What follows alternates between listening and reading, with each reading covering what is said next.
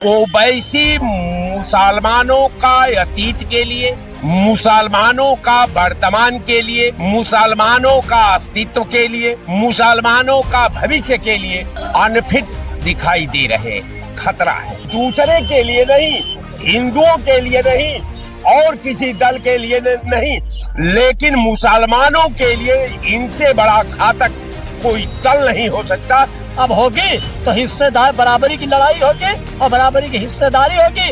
अब मुसलमान दरी नहीं बिछाएगा। कांग्रेस इमरान मसूद को राष्ट्रीय अध्यक्ष बना दे या मुख्यमंत्री प्रोजेक्ट कर दे, हमको आज हिस्सेदारी चाहिए, बराबरी की लड़ाई चाहिए, बराबरी की हिस्सेदारी चाहिए। सपा और कांग्रेस के अब दरी नहीं बिछाना। ऐसी साहब पढ़े लिखे हैं जो है वो हो सकता है कि हमारे लिए कुछ अच्छा करें, इसलिए उनका झुकाव जो है उनकी तरफ है। अगर वो आते हैं यूपी में तो खेला कहीं ना कहीं बिगाड़ देंगे और जो सपा के जो चाह रहे हैं कि हमारे वोटर हमारे साथ रहेंगे, उनके साथ बिल्कुल वोट नहीं रहेंगे और भाजपा की सरकार भी बनेगी। मैं वैसे ज्यादा रिक्वेस्ट करूंगा यूपी नहीं चुनाव ना लड़े, क्योंकि उनके लड़ने से यहाँ नुकसान होगा, अदल का फायदा होगा। किसका नुकसान, किसका फायदा होगा? यहाँ पे सपा का नुकसान, कांग्रेस नुकसान होगा, बीजेपी का फायदा होगा। निश्चित रूप से वैसे साहब चुनाव लड़ना चाहते हैं लड़े, उसमें कौन रोक रहा है उनको? नहीं रोकेंगे, रोक देंगे तो कहेंगे कि हमारे लोकतंत्र की हत्या है, योगी जी हमारे लोकतंत्र की हत्या कर रहे हैं। तो निश्चित रूप से किसी को नहीं रोकना चाहिए। चुनाव है तो लड़ने चाहिए, हार जीत अलग चीज है, अपना जो हारेंगे जीतेंगे वो अलग चीज है। देखिए, ओवैसी साहब जो काम कर रहे हैं, विशेषकर वो समाज में तो कोई उनका भूमिका का असर नहीं है, लेकिन निश्चित तौर पर मेरे जैसा व्यक्ति को अब ये आभास होने लगा है कि ओवैसी मुसलमानों का अतीत के लिए, मुसलमानों का वर्तमान के लिए, मुसलमानों का अस्तित्व के लिए, मुसलमानों का भविष्य के लिए अनफिट दिखाई दे रहे हैं। खतरा है। कारण ये है कि जब ओवैसी की राजनीति हिंदुस्तान की सियासत में नहीं थी तो केवल मुसलमान माइनॉरिटी का भारत की पार्लियामेंट में 40 से लेकर के 60-70 तक लोकसभा मेंबर जाते थे। आज वो घट करके 4 से 6 पर आकर के खड़ी हो गई है। ये ओवैसी की उपलब्धि है कि जहां मुसलमान प्रत्याशी जीत सकता है, आज वहां मुसलमानों के क्षेत्र में मुसलमान प्रत्याशी हार जाता है जहां उसका 70% वोट है। तो कहने का मेरा मतलब कि दूसरे के लिए नहीं, हिंदुओं के लिए नहीं और किसी दल के लिए नहीं, लेकिन मुसलमानों के लिए इनसे बड़ा घातक कोई दल नहीं हो सकता। जो ओवैसी को वोट देने वाले मुसलमान है, मेरे जैसा आदमी का मानना है कि ओवैसी को वोट देने वाला व्यक्ति मुसलमानों के निगेटिव वोट करता है, वो अपने भविष्य के निगेटिव करता है, वो अपने वर्तमान के निगेटिव करता है। लेकिन ओवैसी तो कह रहे हैं कि अब मुसलमानों को उनका हक चाहिए और वो अलायंस करने को भी तैयार है। उनका कहना है कि जो पार्टी, चाहे वो सपा हो, बसपा हो या कोई भी पार्टी हो, जो बराबरी का हक देगी, दरी नहीं बिछवाएगी, उनका वो साथ देने को तैयार। बिल्कुल। जब मुसलमान दरी बिछवाता था तो जरा ओवैसी साहब से ये भी सवाल करके पूछ लीजिए कि मुसलमान जब दर्री जहां बिछाता था तो वहां मुसलमानों का भारत की पार्लियामेंट में 40 से 60-70 की संख्या रहती थी। आज का मुसलमान कालीन बिछा रहा है, आज लैपटॉप लेकर चल रहा है, आज जो है सब कुछ लेकर चल रहा है।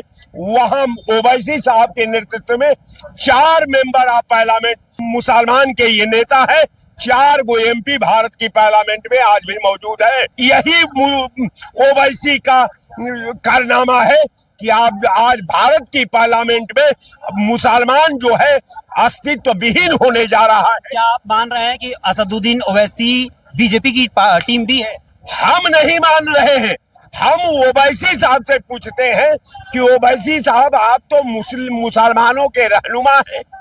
तेलंगाना में आप 12 सीट लड़ते हैं, उत्तर प्रदेश में आके 50 सीट लड़ते हैं। आखिर इसके पीछे आपकी पॉलिसी क्या है कि जहां आप रहते हैं, जहां से आप सांसद होते हैं, वहां 12 सीट लड़ते हैं, यूपी में आकर के 100 सीट लड़ते हैं।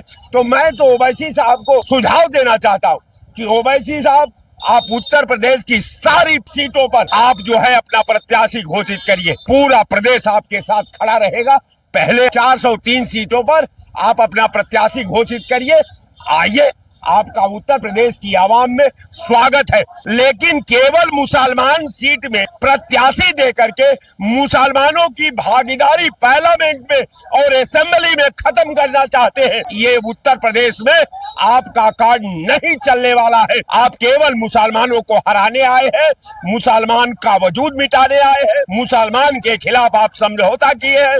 लिहाजा आपको उत्तर प्रदेश का मुसलमान कभी कबूल नहीं कर सकता। असदुद्दीन ओवैसी के बारे में क्या कहेंगे, जो कह रहे हैं कि हम बीजेपी की टीम भी नहीं है? ये गलत लोगों ने, सपा कांग्रेस वालों ने फैलाया है कि मुसलमान इकट्ठा हो जाएगा तो हमारी काम खत्म हो जाएगा। और बात होगी ये केवल भाजपा की भय दिखाकर, भाजपा को रोकने का, मुसलमानों का डर दिखा कि हम भाजपा को रोक रहे, सपा अतलेस, ऐसा कुछ नहीं है। और ओवैसी साहब पढ़े लिखे हैं, अब होगी तो हिस्सेदार बराबरी की लड़ाई होगी और बराबरी की हिस्सेदारी होगी।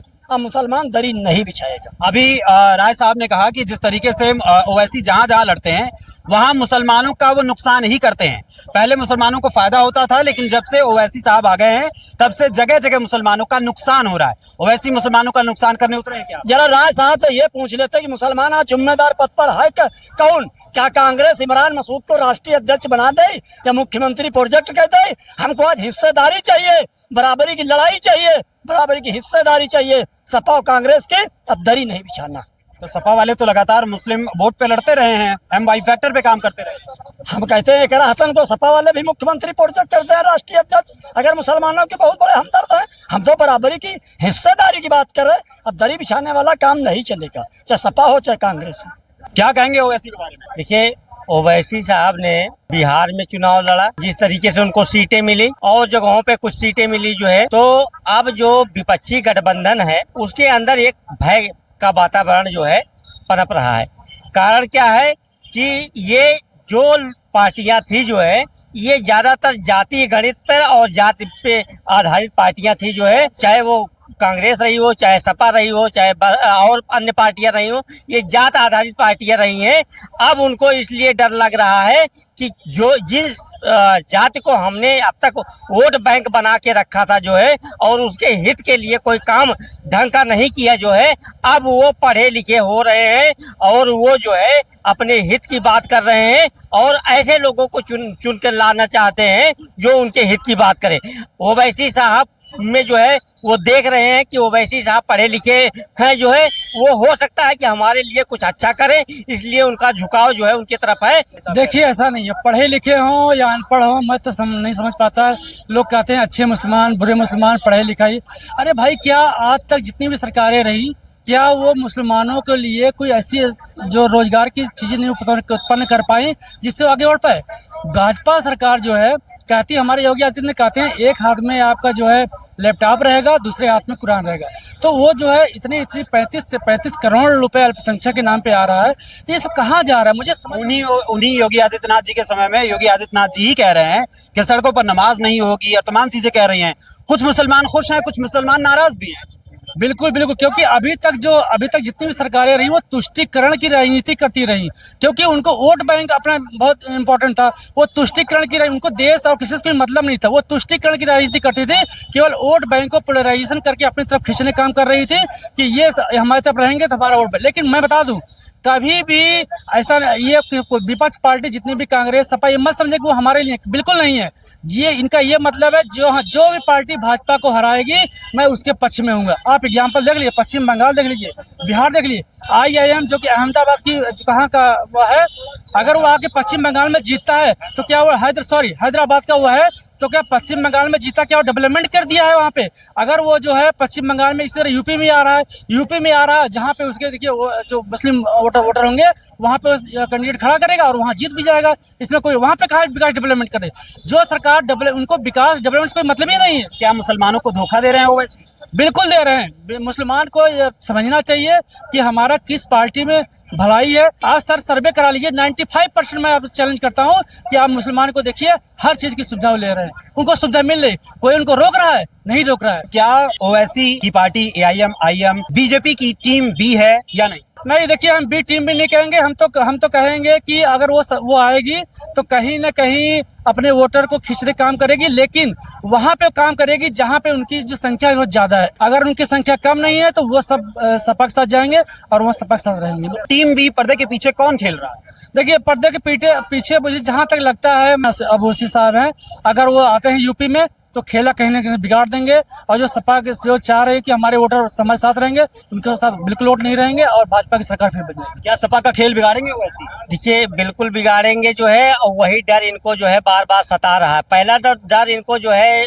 पश्चिम बंगाल और बिहार के चुनाव ने इतना डरा के रखा है जो है कि इनको पता है कि हमारा तीसरा नंबर हमारा ही है। अब ओवैसी साहब जब जो है यूपी आने की बात कर रहे हैं तो इनको यह पक्का हो गया है अब हमको तो बिल्कुल ही चुनाव में जीत के आना नहीं है। इसलिए जो है उनको भी सपा सरकार को, इसीलिए वो जो है बार बार ओवैसी को कह रहे हैं ये बी टीम है, सी टीम है। उनको पता है कि लोग अब जो है जागरूक हो रहे हैं। अब वो जो है आपके किसी जातवादी बहकावे में नहीं आएंगे, किसी धर्म के आड़ पर जो है लेकर के राजनीति में नहीं आएंगे, और आपको जो है जहां आपका सही रास्ता है उसी आप रास्ते पे आपको भेजेंगे।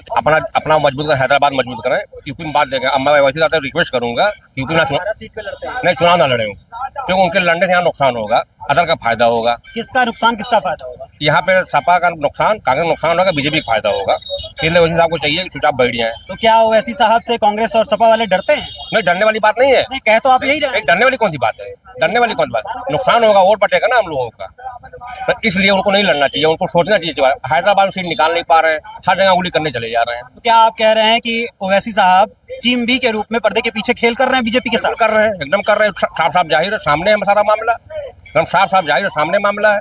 तो क्या मुसलमान के जब कह रहा है कि मना कर रहा है, उनको लड़ना ही नहीं चाहिए। पहली बात तो यही है। और कहने मुसलमानों की बात करते हैं, कहाँ तुम बात करते हो बड़े भाई? देखिए, लोकतांत्रिक पार्टी है, किसी भी देश में कहीं भी चुनाव लड़ सकती है। किसी का हार और जीत से उससे नहीं मतलब है। अपना वो व्यक्तिगत अपना छवि है, व्यक्तिगत वोट है। निश्चित रूप से जो 2014-15 में हो रहा था कि ओवैसी की पार्टी को यहाँ पे कार्यक्रम होने से पहले ही रद्द कर दिया जा रहा था, निश्चित रूप से लोकतंत्र में ये नहीं होना चाहिए। किसी भी पार्टी को अपना चुनाव लड़ सकते, उसमें कोई दिक्कत नहीं। अपना जैसा भाई साहब कह रहे हैं कि टीम बी के रूप में काम कर रही है, भाजपा की टीम बी के रूप में पर्दे के पीछे AIMIM, क्या कहेंगे? देखिए, ABC नहीं होता वो अपने भी किसी भी पार्टी का वो अपना वोट होता है। उस वोट को जनाधार को बढ़ाने के लिए कोई भी पार्टी अपना काम करती, किसी ABC नहीं होता किसी भी पार्टी का। निश्चित रूप से वैसे साहब चुनाव लड़ना चाहते हैं, लड़े, उसमें कौन रोक रहा है उनको? नहीं रोकेंगे, रोक देंगे तो कहेंगे कि हमारे लोकतंत्र की हत्या है, योगी जी हमारे लोकतंत्र की हत्या कर रहे हैं। तो निश्चित रूप से किसी को नहीं रोकना चाहिए। चुनाव है तो लड़ना चाहिए। हार जीत अलग चीज है, अपना जो हारेंगे जीतेंगे वो अलग चीज है। चुनाव लड़ना चाहिए।